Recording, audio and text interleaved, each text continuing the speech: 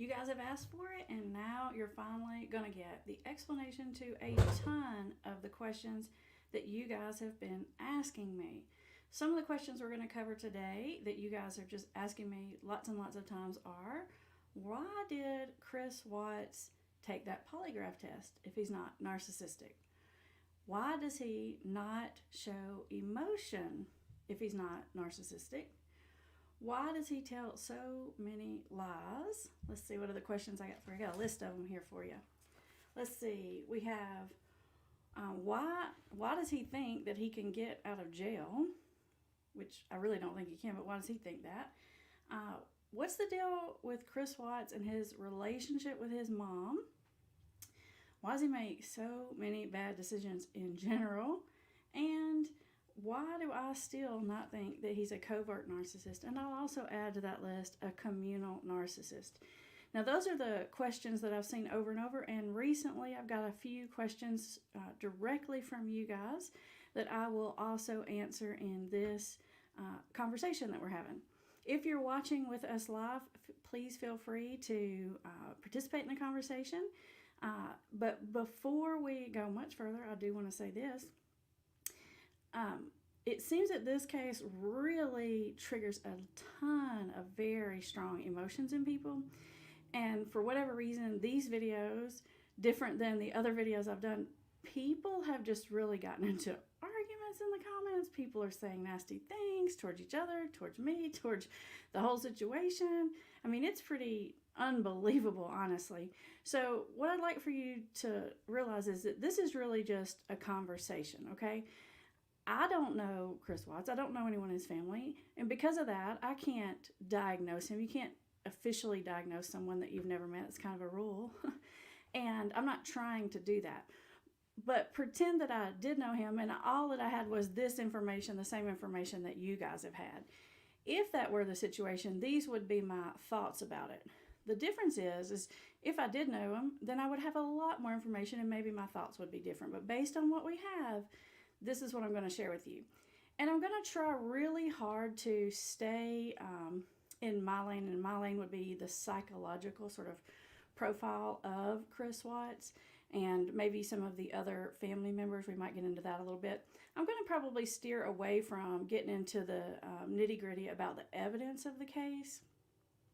I have opinions about that just like everyone else does, but I really don't feel like that's necessarily my that's not really my wheelhouse. So I'm gonna leave that to all the true crime people that are really much better at that than I am, and I'll stay over in my lane, which is the psychology of the situation. For those of you who don't know me, I'm Amber Hollingsworth, Master Addiction Counselor, and this channel really is all about the science and psychology of addiction. And you might be wondering, why in the world are we talking about the Chris Watts case if it is the science and psychology of addiction? Well, that's all about because my theory on the situation is, why did Christopher Watts do what he did instead of getting a divorce? I believe he did that because he was in an addicted state. An addicted state of limerence or infatuation. Limerence is the clinical word for infatuation. And that truly is a very addicted state of mind. In fact, it's possibly the most addicted state of mind. And if you'd like to hear more about that particular issue and why it's an addicted state of mind and why it's the most addicted state of mind, then join us Thursday because I'll be releasing a video specifically on limerence and addiction. So today we're going to focus on some of the psychology of Chris Watts. Let's see, somebody's saying my volume's a little low. I'm going to pull my microphone up closer and turn my volume up. Does that help at all, you guys? I turn the volume up just a little bit. Alrighty. Let's see. Let's start with our question from Ruby. And I'm going to start with Ruby's question because it really is a great question to start this discussion out, which is, why were there no signs before this happened? And I think that's really the crux of the matter. I think that that's really what baffles us all the most is, how did we not, or not us particularly, but how did this not, like, no one saw this coming? Even looking back, it's really hard to see, like, could you have saw this coming? And the truth of that is, you really couldn't have seen it coming. And the reason you couldn't have seen it coming is because it wasn't always there. This really is sort of a debate about whether or not Christopher Watts was this narcissist, sociopath, whatever, whether he always had that, and then finally what they say, the mask dropped and then this happened. That's what a lot of people think. Or whether or not he did not have that, he's just sort of a regular Joe like he appeared, and then something happened that triggered all this other stuff to take place. And I have to say that I am on this that sort of option B side of this equation. And I'm going to give you a lot more specific reasons as to why that is. But please remember, this is just a discussion. Anything that I say about this case, I want you to please know that it's not me taking up for him. He is exactly where he should be. No matter why I think it happened, I think that he deserves where he is at. I think that he did it, and I think that he's absolutely where he should be. So please know that I am not taking up for him at all. We're just taking a look at the psychology of it. And a lot of you might be even wondering, why does it matter? Why is it relevant? He's a monster. He did what he did. A lot of you have left that comment, which I totally agree. But the reason why it matters is because if we can understand why this happens to people and why it can happen to regular people, then maybe we can do something about it in our own lives and in our own situations.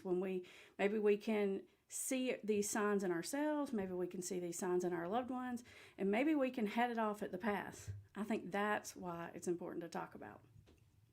Okay, so those of you who've seen some of my other videos, you know that my thinking on Christopher Watts is that he is not a narcissist.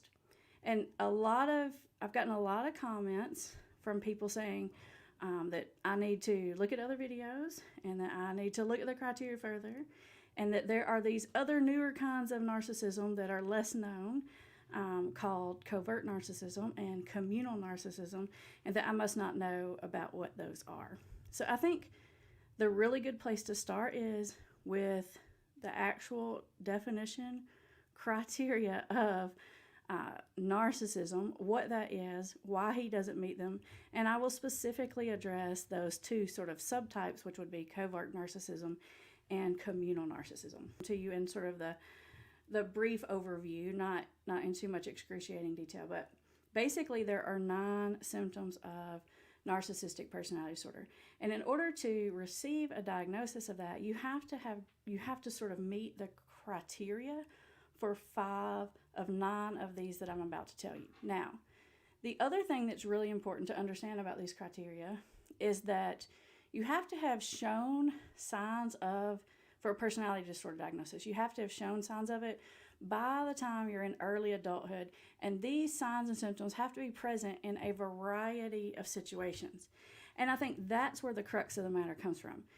People are looking at what happened and what he did, specifically in those 2 or 3 months leading up to what happened, and they're looking at his behavior. And yes, if you look at those couple of months, it looks narcissistic, it looks sociopathic, it looks like, what the heck is what it looks like, So it's like, if you look at that instance, you're going to see those signs of behavior. And I think for most people, when they look at this case, they're thinking, he had to have been that to be able to do this. Like, who could do this? And in a lot of respects, I feel that too. It's like, I'm a mom, I get it. In my heart, I'm like, how in the world could this happen? He must be a monster the whole time. But based on the evidence we have, and I've looked at what you guys have looked at, it is not there. It is not there in a variety of situations. It is not there since early adulthood. And I know so many people are talking about, well, if you're this covert narcissist or you're this communal narcissist, you can hide it, which is true, but you can't hide it from everyone your whole life 100% of the time. You can probably hide it from people that you don't live with. You can probably hide it from your coworkers, but if you have this trait, someone is going to see it. And I'm talking about before these last 2 months, because these last 2 months was a special circumstance, not special in that it like means it justifies what he did. That's not what I mean. I'm just saying like this circumstance created the situation. We'll get back to that a little bit more in just a minute. So here are the official criteria for you.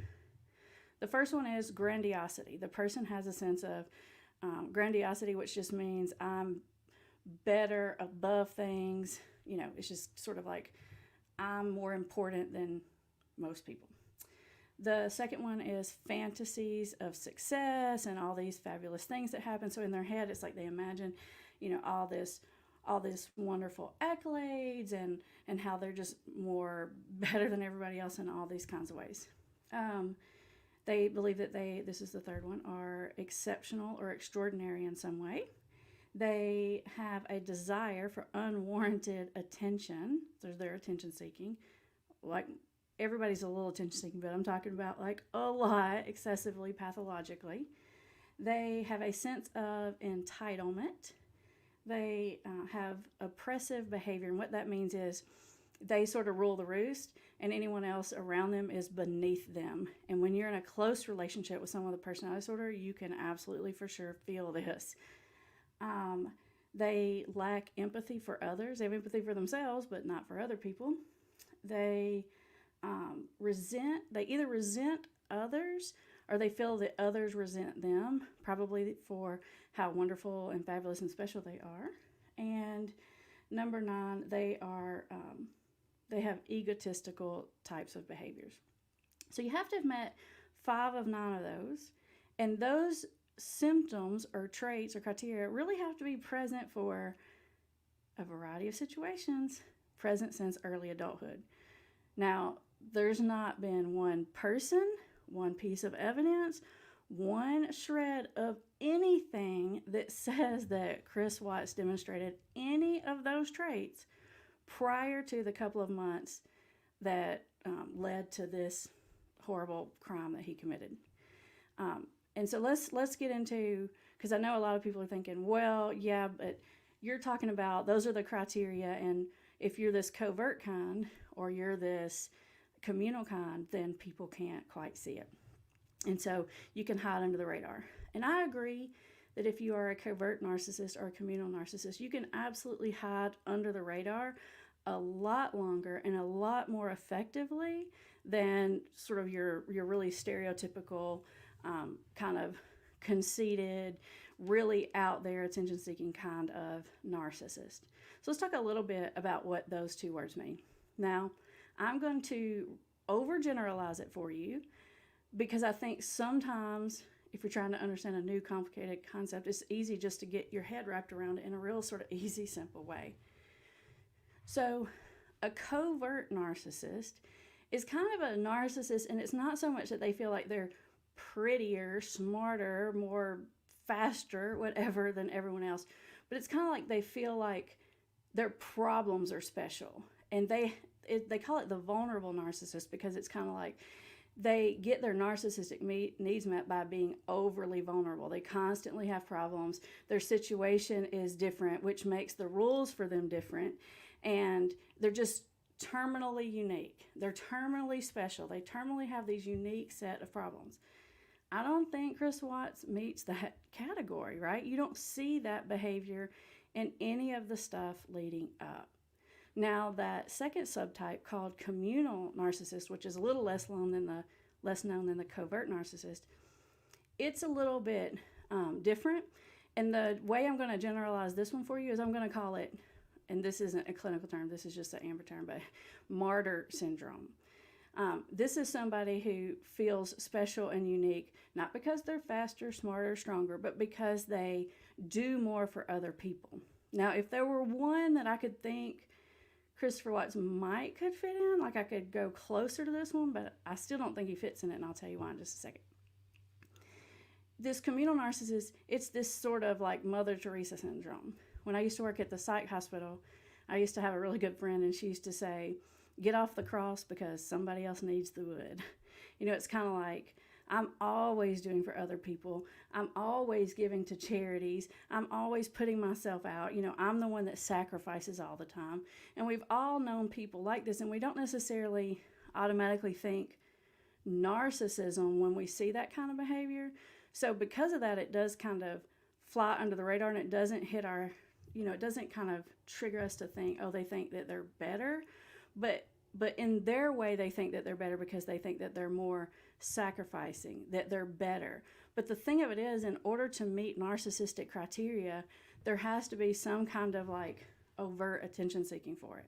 So this type of person will constantly be telling you how that they do for everyone else, and how that they, overextend, and they put themselves on the back burner, and they give to this charity or that or whatever. And so it looks like they're so caring and empathetic and taking care of everyone else, but it's really just their way of feeling special and unique. Now, I agree that Christopher Watts put other people's needs first, that Christopher Watts, did some of these things, but I don't think that he was attention-seeking about it. I don't think that he thought it made him feel special or unique or anything like that.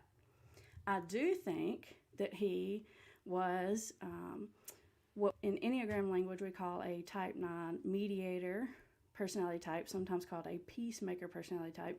And those types of personality types are extremely conflict avoidant. And they tend to sort of meld into whoever's energy that they're around at the moment. Now, those of you who aren't familiar with Enneagram personality types, it's not a disorder. It's just a personality type. Kind of if you think of it like a Myers-Briggs, like everyone has their personality type. It's not a disorder. It's not a good thing or a bad thing. It's just a way to sort of conceptualize the key motivators, fears, and drivers of any particular person. And Christopher Watts, I believe, was a type 9. Now, with Enneagram is the same kind of thing as a psychological diagnosis. With Enneagram, you really have to diagnose yourself. So really, I can't quite say what someone else is or isn't. But if I were looking at it from that lens, he really demonstrates a lot of these type 9 qualities, which is this: whoever I'm in front of, I see your point of view. The reason they're called mediators or peacemakers is because they do see everyone's point of view. This type personality rarely says no. In fact, they hardly ever, if ever, say no to anything. They go along even when they don't want to go along, because they don't want to stir up problems or have conflict. Because when other people are upset or anxious, they feel those other people's energy. And so they spend all of their energy trying to manage everyone else's energy. They just want everything to be sort of calm, consistent, copacetic, if you will. And so they pretty much do whatever they need to do or say whatever they need to say to sort of keep that energy from getting into any extreme high or low. They want it to maintain. They sort of want to be neutral all the time. Now, the problem I think that happened with Christopher Watts is he was in a relationship, particularly with the women in his life, 3 of which had very strong personalities. And when you deal with a personality type 9, they're going to agree with whoever's in front of them. And not necessarily because they're completely lying, but because they really do sort of see that person's point of view. And it's really hard for them to figure out, in most cases, where they stand on things and how they feel. And you can see this dynamic between him and his mother, him and Shanann, and him and NK. So you see when he's in this dilemma between his mom and Shanann at first. And you can see when he talks to both, he just tries to keep them all calm, right? He doesn't really say where he stands on any of these issues. He just sort of says whatever he has to say that's going to keep him out of the hottest water. And probably whoever's personality is the strongest in the end, he's going to go that way in order to try to keep things calm and copacetic. You can see that behavior consistently throughout his whole life. You can see everyone that ever talked about him talks about that kind of behavior. He just sort of goes along with things, and he doesn't really raise red flags.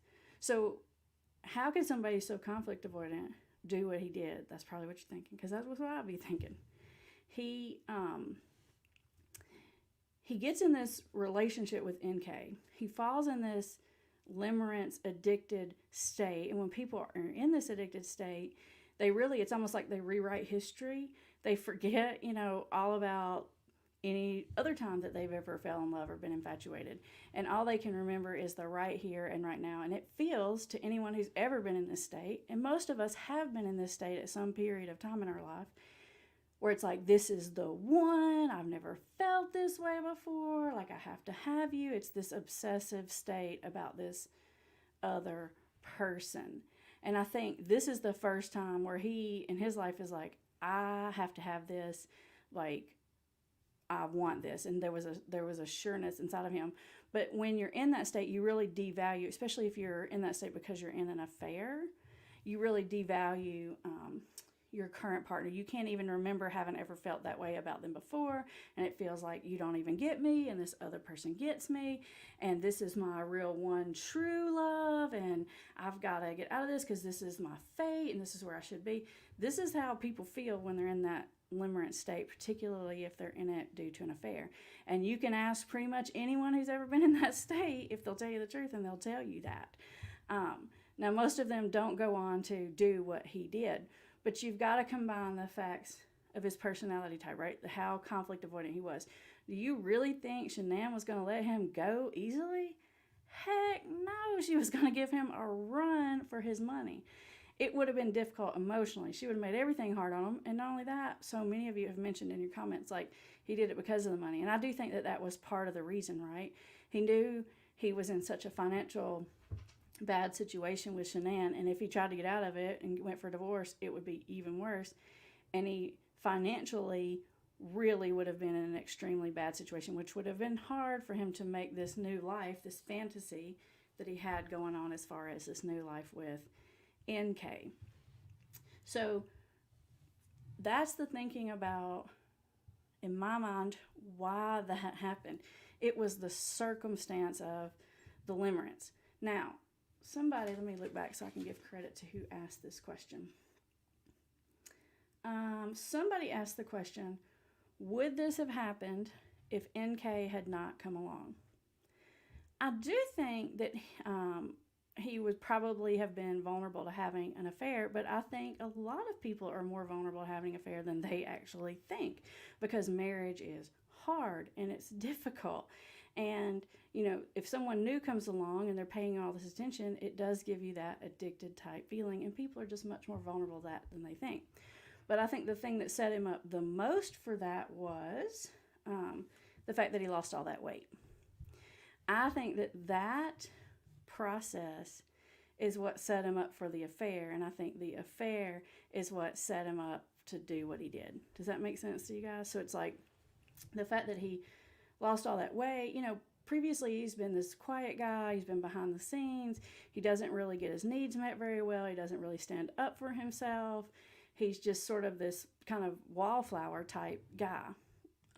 Now everyone likes him and everyone gets along with him, but there's not a lot special about him, and certainly no one ever really has given him a super ton of attention or chased him down.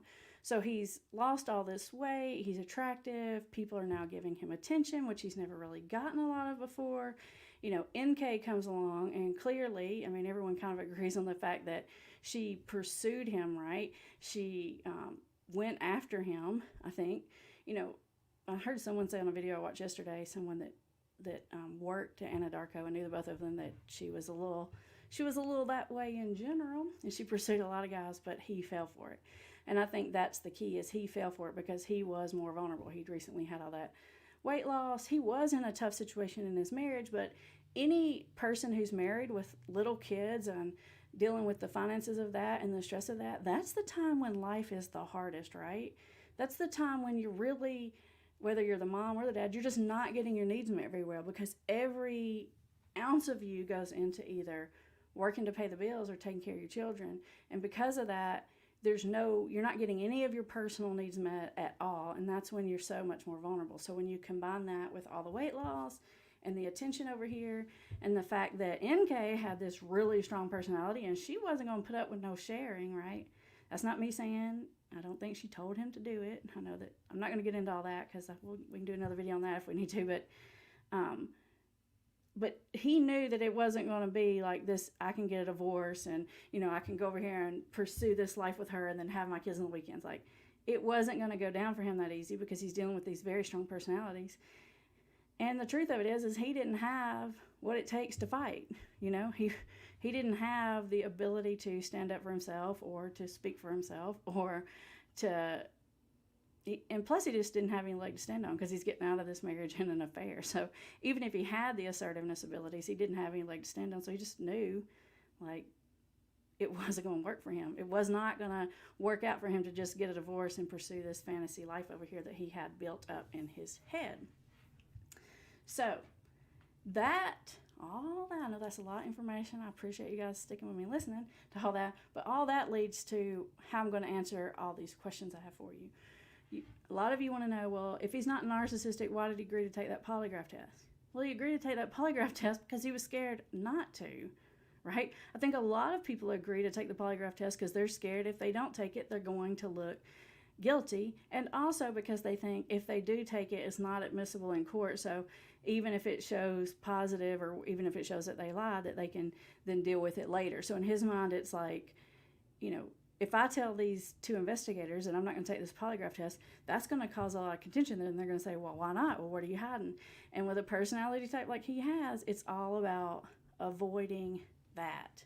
I don't think that he took that thing because he thought he was smarter than that. I think he took it because he was basically trapped up in a situation, didn't know how to get out of it, and he wasn't assertive enough to say, no, I'm not going to take it, get me a lawyer, right? Why does he not show emotion? That was the next question. The reason I think he doesn't show emotion is because his personality type doesn't show a lot of emotion. Remember, this personality type is extremely adept at suppressing emotions, suppressing their own anger, and they spend all of their time and energy trying to keep other people on a level, on a steady level, and that keeps their anxiety in check. And I think when you look at the Christopher Watts case, these two, were they the guy and the girl were the FBI? Anyway, the two agents that dealt with him that you can see all the interrogation footage with, man, they were perfect, right? You could see that the woman plays a little bit more of the hard cop, but even as a hard cop, she was really like, she's touched him and she was like nice to him.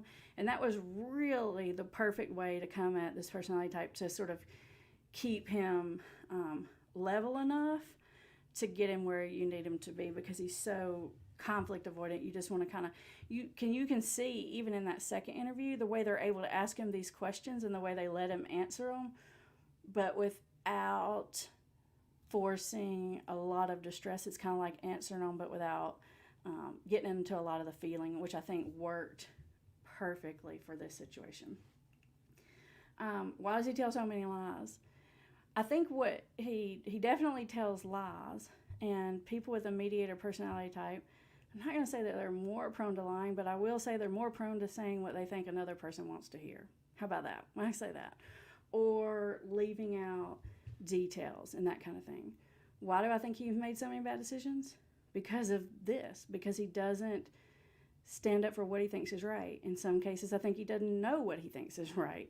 And so it leads him into one bad situation after another, especially when you have these really strong personality types telling you what to think all the time, right? So it's like you've got somebody who's conflict avoidant, who's got all these other women, the mom, the wife, the mistress, who are basically telling him what to think, what to do, and he's just sort of going along with that until he gets himself into a major big trap that there was not going to be any easy way out of.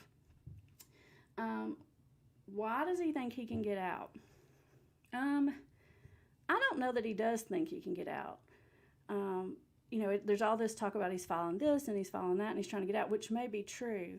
But if you listen to those phone conversations that he had between him and the parents while he's been in prison, in those conversations, a lot of people say, listen to him, he's manipulating the parents. What he's doing, he's just avoiding every direct thing. He's just like, he'll distract by talking about the football. His dad does the same thing he does, by the way. I think his dad is probably the exact same personality type. And so, the mom's always like, we're going to fight this, and everyone believes in you, and everyone knows you're wonderful. And he doesn't really come against her directly and say, what he needs to say is, no, Mom, like, I did this, like, you know, I pled guilty, I did this, I'm staying here. But instead of saying that to her, because that's going to be very difficult, there's going to be a lot of emotion in it, he just kind of doesn't tell her otherwise. Does that make sense? He just kind of like lets her think what she wants to think, and there's so much pushing from that side of the family to do something about it, to talk to these other lawyers, that he's just going along with it. And you can see this behavior in all these people that the letters to the lady that wrote the book. He just does what the next person in front of him wants him to do. And I don't think it's because he's so narcissistic, he thinks everyone has to think well of him. I think it's because he's so conflict avoidant. He's just scared of uncomfortable and difficult situations and conversations, and he just does whatever he has to do to avoid them, which is a problem because it only leads to more conflict and more distressful situations. Let's see. Let me make sure I answer all these questions I told you I was going to answer. The love bombing. A lot of people have asked me about the love bombing. And do I think he love bombed Shanann based on the history that we have? I think he pursued her, and he was nice to her, and he was a nice guy type, but there's nothing in there that makes me think it was love bombing, because I don't really see that it went away. You know, if it's love bombing, it's like there and then it goes, and then there's this contempt or whatever. And I didn't see that happen. Yeah, there was some arguing there at the end of the relationship, but I think that was after we got to this point where he's wanting something else, and you see these other behaviors that are coming out from him, but you didn't see that leading up. In the situation with NK, could you call that love bombing? I think that was probably that infatuation state of what everyone does when they're in an infatuation state. People talk about, why did he look up what is love? How do I know? I think when you're a mediator type personality, it's really hard to know. It's like, how do I feel about situations? And that's not uncommon. It's like, what do I want to be when I grow up? Whose side of this argument am I on? I don't think it's because he doesn't have the emotion. I think it's hard for him to figure out really like where he stands on situations, which is common of that personality type. Linda asked me about the occult. And there was this video done by this, I can't remember who it was done by, but I took a look at it, and Linda sent me the link, and I had seen it once before that, where you can see in the video it kind of like slow motions down, and it shows these interviews between him and the cops, and he like makes these hand gestures and this and that, and it's the occult. In that particular video, to be honest, I think they're just stopping the video at any one point. You could stop me at any one point and get some kind of weird hand gesture and say whatever you want to say about it. So as far as that video is concerned, do I think it means anything about the occult? No, I really don't. A lot of people have talked about NK being into some really dark things, and I think that that's a possibility. I could kind of see that, whether she had this negative influence, whether she was into occult stuff or whatever. I don't know. I don't necessarily think that's why he did what he did. I think she was bad news. I think he got wrapped up in a bad situation with somebody he shouldn't have been in with, and he was out of his league. And that right there alone is enough, I think, to trigger the whole bad situation of what happened.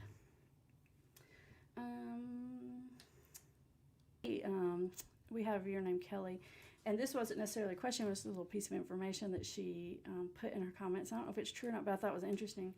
Kelly was addressing this whole idea about NK Googling Shanann, like way before that they were supposedly in that relationship. I don't know if this is true or not, but Kelly says that prior to working at Anadarko, that NK was also involved in some kind of MLM type work or industry, and that a lot of times when you're in that industry, you're really well aware of the other big players in the industry, and so you know who they are. You might Google them, you might sort of watch them just because they're other big players in whatever industry you're in.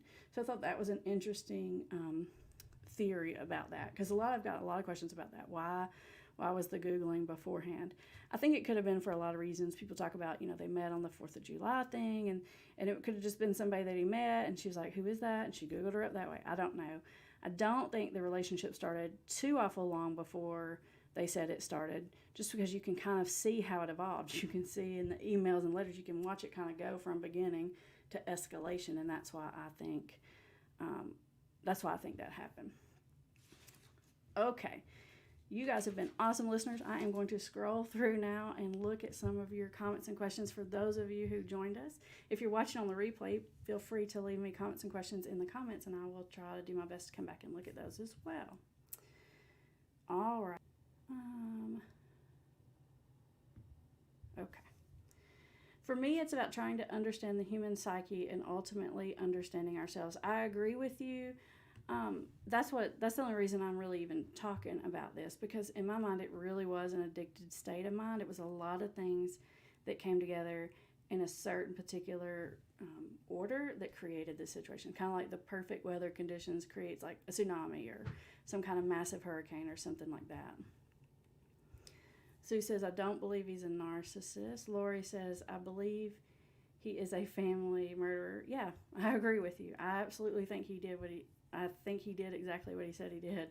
I think it's funny that he's, supposedly trying to file and get out of it, because not only did he confess to doing it at the time, like, a year or two later, then he sits down with the two investigators and told them the whole story again. So in my mind, it's kind of silly, because it's like, even if you go back and fight and you say whatever, they coerce this confession out of you, which they didn't. But even if you tried to say that, like, well, what about the fact that you went through the whole story a year later and told detail by detail what happened? Like, how's he going to get out of that? Yeah, he's not. Hey, Jennifer from Nashville. I'm from pretty close to Nashville. I'm from Tennessee as well. Lori Smith says, what type of person tells a different story to different people and plays the victim? I'm not sure about playing the victim, but I can tell you personality type 9 will sort of tell a different story to different people. And it's not always that they're trying to overtly lie. They're just trying to avoid the conflict, which sometimes means deceiving. CJ says, I know a diagnosed narcissist. My brother's ex diagnosed by their marriage counselor, doctor, and Chris doesn't act or speak or do anything like her. Yeah, I just don't see it there. I'm with you, CJ. Lori says, I think he would get great satisfaction from people thinking he was a good guy, never gets upset, taking care of the kids. I think he likes to dupe people, enjoys playing the victim with Shanann. I think that I can kind of agree with what you're saying there, Lori, especially on the first part of what you're saying there. Like, he likes for people to think well of him. He wants to go along. He wants to do the right thing. But I honestly don't think he plays the victim card too much. And I think if he was a narcissist, he would play into this like, Shanann was bad to me and she was the devil and I did everything for everybody. You don't really hear him overly saying any of that. He's not playing into that nearly as much as he could be. He could play that situation up and amplify it up to play the martyr more, to play the sort of communal narcissist more. He really, in my opinion, he doesn't play that card very much at all, and that's another reason why I think I just don't see these narcissistic tendencies from him.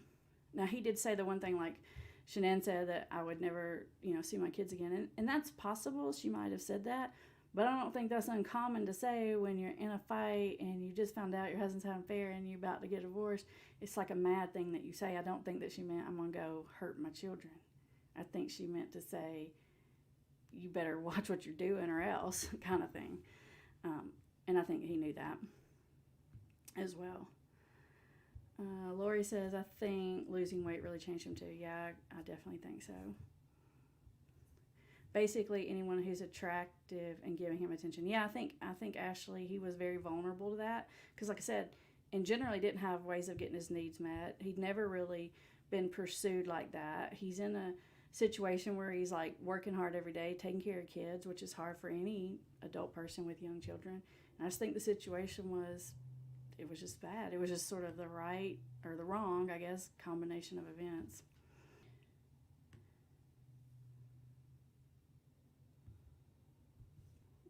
Hiding his emotion, probably learned from growing up. I can't imagine growing up in a house with his mother. Yeah, she's a bit overbearing, and you can see that even the dad sort of does the same thing that Christopher does, which is just sort of kind of like avoid or placate or just kind of distract or go around or not deal with her in a lot of ways. And so they just sort of let her do what she's going to do. Cindy says avoidance, another key. word in the lying game, as well as suppression of emotions learned in childhood. Yeah, I'm right there with you, Sandy. NK love bombed CW, in my opinion. Yeah, I definitely think she pursued him, and I think she knew what she was doing. Yeah.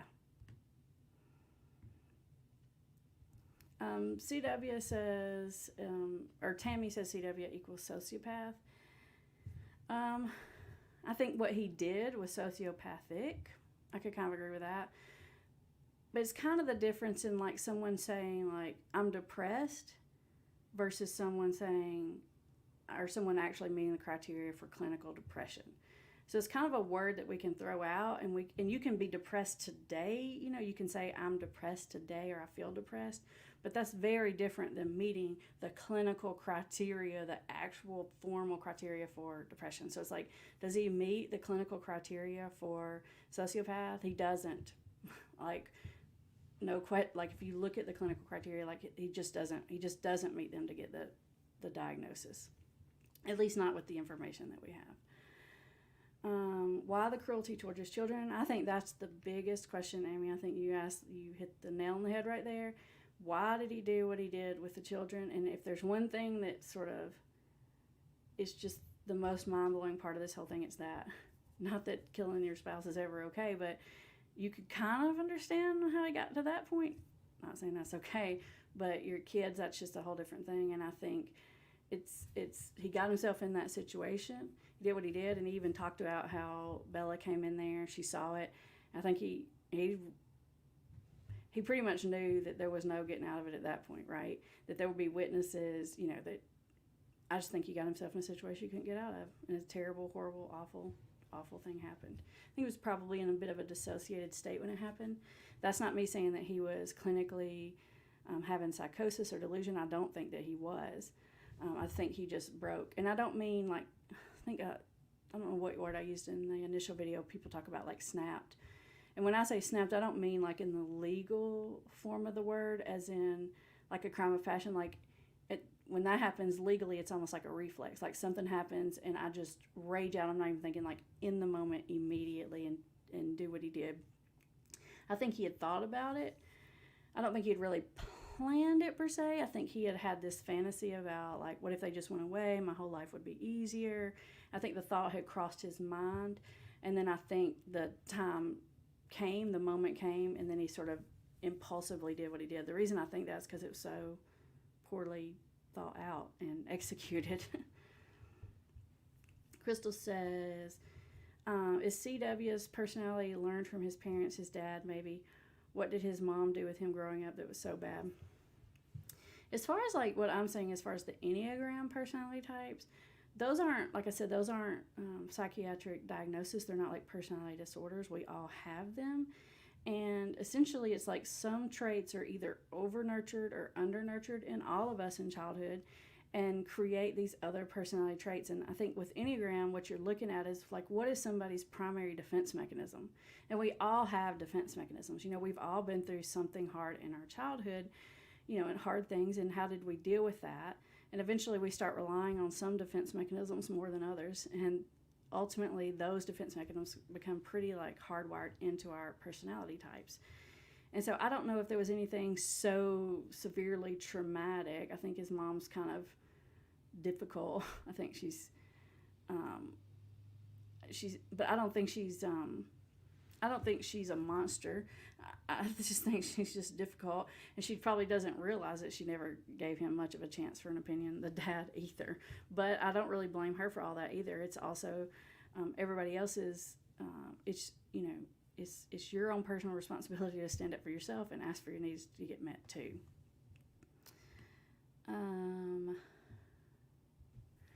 Lori said the mom said it didn't matter what happened either way. Please fight to get out. His dad said, please fight. And he said that this is him taking responsibility for his actions. Right. I know exact conversation you're talking about, Lori. And I heard him say that, but they keep pushing and pushing. And I think he's got so many people in his ear. And I literally think he's the kind of guy that you could just tell him over and over and over, and he's just going to do what you say. And I think he's got a lot of people in his ear saying those things and doing those things, and he's just going to do what he has to do. RG says, I agree I agree with you. He's not a narcissist. He couldn't deal with life, and particularly with conflict. Shanann was no saint.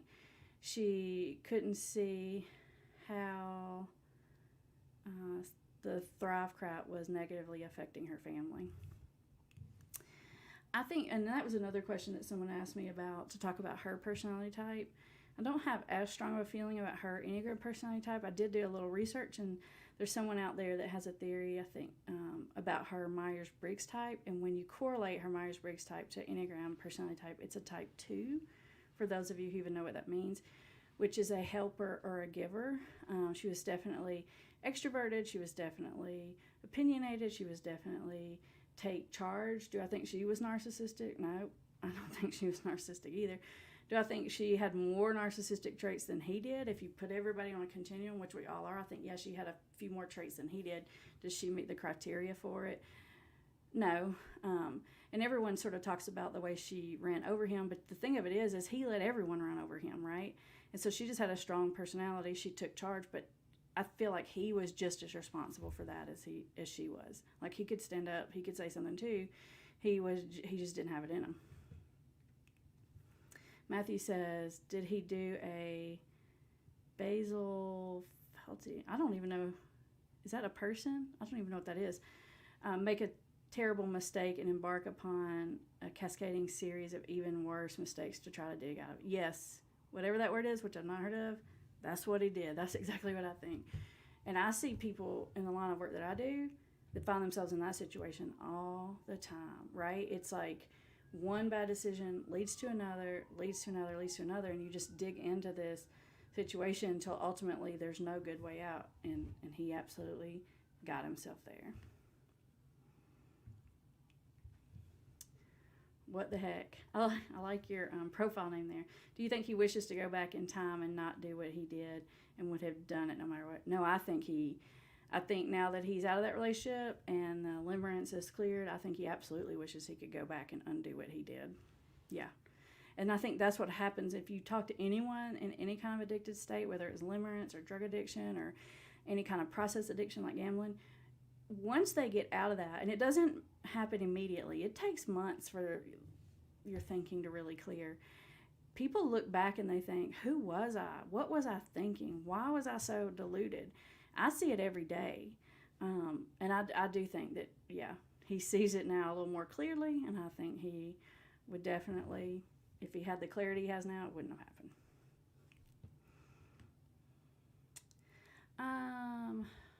Tammy says, didn't NK say that when CW started showing up where she lived without being invited? That's a good question, Tammy. Does anybody know the answer to that? I'm not sure about that. It's possible.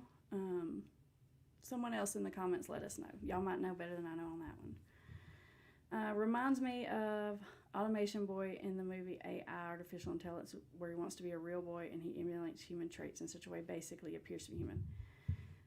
That reminds me of a lot of people have asked me about whether or not I think he's on the spectrum, which is the autism spectrum. A lot of people have the theory that he's Asperger's, and I'm honestly, of the theories, I've thought about that one the longest. I could probably be convinced of that one more easily than I can be convinced of the narcissism diagnosis. But I even went back again yesterday and watched again those really long series of videos where he did that second interview with those two detectives, because you can really see him interact for the longest amount of time there, and I wanted to get a sense for him. And I don't see a social skill deficit there. So I thought about that. I kind of actually wanted that to be the case, and I was sort of looking for evidence of it, but honestly didn't see it there. I'm glad you brought that up, because I meant to address the spectrum thing, and I was about to forget.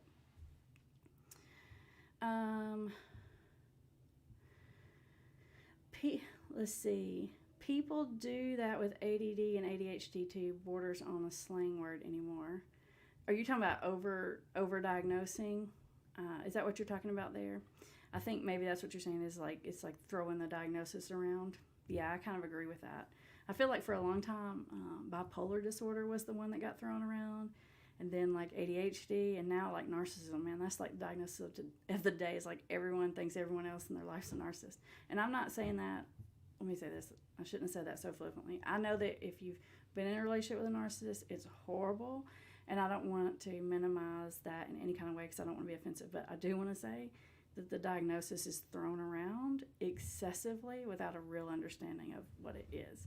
That doesn't mean I'm saying you didn't have a situation with a narcissist, but if you look at it, it's like all of a sudden it's just everywhere. Stephanie says, I honestly think Bella saw what happened and she could talk. I don't know if she saw it happening, but I think she saw the aftermath, and I think she was big enough to say if Mommy was in a sheet and Mommy wasn't awake, and I think she was big enough to talk and give enough information, so I kind of agree with you there, Stephanie. Right with you. Thank you for explaining to me. I'm struggling to understand. You are welcome, Amy. Thanks for listening. What do people with ADHD do? I think Caitlin's asking that question of life in the red, Kim. I think what he's saying there, what that person is saying there, is that it's an overused diagnosis, but I could be wrong. Let's see. Do you believe the prison confession? Yeah, I believe the prison confession. I mean, there may be small parts in there I don't, but I listened to it again. Like I said, I listened to it again just yesterday. I really do believe it. I think that that's what happened. Yep. And it's funny because somebody heard some question or some kind of conversation about that when his parents asked him about that, he just said, well, I had to tell them something. And you can see that it's just sort of a non-answer, right? Like with the parents, he just sort of non-answers them. And so he doesn't really say one way or the other, which I think is just his long history of avoidance skills. Gil says, why is Jim so off limits? Somebody should really investigate him. You know, I don't really know. There's a lot of like conversation that he had, you know, was intimate with him and NK and all that kind of stuff, and that could be. I don't really know. I think he was probably involved in some kind of inappropriate way, but I think that Chris killed the family. So if that's a lot of what people are asking, I think it was Chris, and he did it by himself. And being similar in different ways, yeah.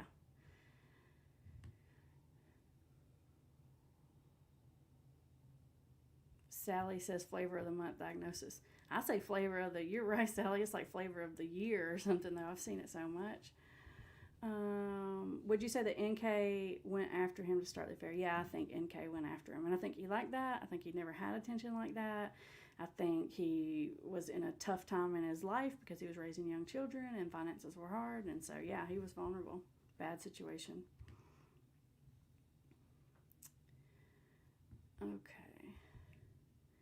Caitlin says, I think his mom definitely got traits of BPD. What do you think?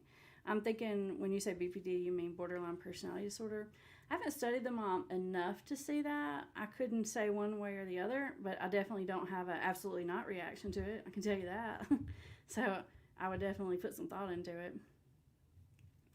All right, guys, we are about out of our time here.